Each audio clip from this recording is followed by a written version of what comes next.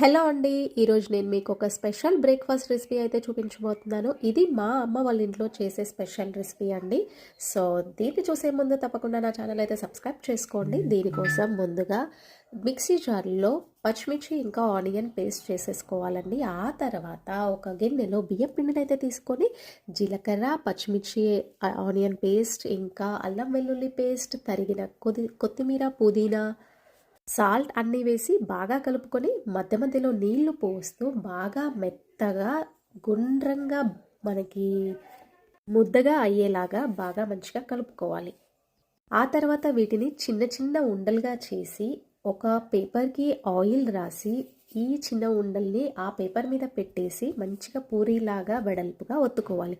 కొద్దిమంది ఈ పేపర్కి బదులుగా తడి క్లాత్ని కూడా వాడుతూ ఉంటారండి. మీకు ఎలా వీలు కుదిరితే అలా అయితే మీరు వాడేసుకొని చేసేసుకోండి. ఆ తర్వాత ఇలా గుండ్రంగా చేసుకున్న ఈ వేడి ఆయిల్లో పూరీలాగా రెండు సైడ్లా కూడా బాగా కాల్చుకోవాలండి.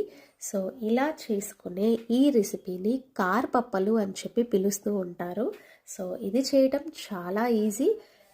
దీంట్లో కొంచెం మంది ఆ పిండి మిశ్రమం కలుపుకునేటప్పుడు నానబెట్టిన పచ్చిశనగ బేడలు కూడా వేసుకుంటారండి. అది చాలా టేస్ట్ కూడా ఇస్తుంది. సో నేనైతే దీంట్లో యాడ్ చేయలేదు. అలానే ఈ కార్పప్పలు చేయటానికి బియ్యం పిండి అనేది చాలా మెత్తగా ఉండాలండి. ఎంత మెత్తగా ఉంటే పూరి అనేది అంత సాఫ్ట్గా పొంగుతుంది. పిండి కనుక కొంచెం బరకగా ఉన్నా కూడా అస్సలు మెత్తగా అయితే రావండి. నేను తీసుకున్న పిండి కొంచెం బరకగా ఉంది, అందుకే అంత వెరీ సాఫ్ట్గా అయితే రాలేదు. బట్ బాగుంది, తినటానికైతే చాలా బాగున్నాయి. చూడండి చక్కగా ఎలా పొంగాయో. సో ఇలా చేసుకున్న ఈ రెసిపీని టమాటా చట్నీతో కానీ ఉల్లికారంతో కానీ తింటే చాలా చాలా టేస్టీగా ఉంటుందండి. ఇది మా అమ్మ వాళ్ళ ఇంట్లో చేసే స్పెషల్ బ్రేక్ఫాస్ట్ రెసిపీ అండి.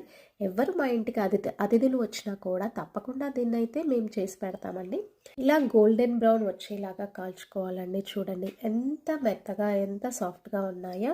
సో నా వీడియో మీకు నచ్చింది అనుకుంటున్నా. మీరు కూడా మా అమ్మ వాళ్ళ ఇంటి స్పెషల్ బ్రేక్ఫాస్ట్ రెసిపీ చేసి మీకు ఎలా కుదిరిందో కామెంట్ సెక్షన్లో తెలపండి. నా ఛానల్ అయితే తప్పకుండా సబ్స్క్రైబ్ చేసుకోండి.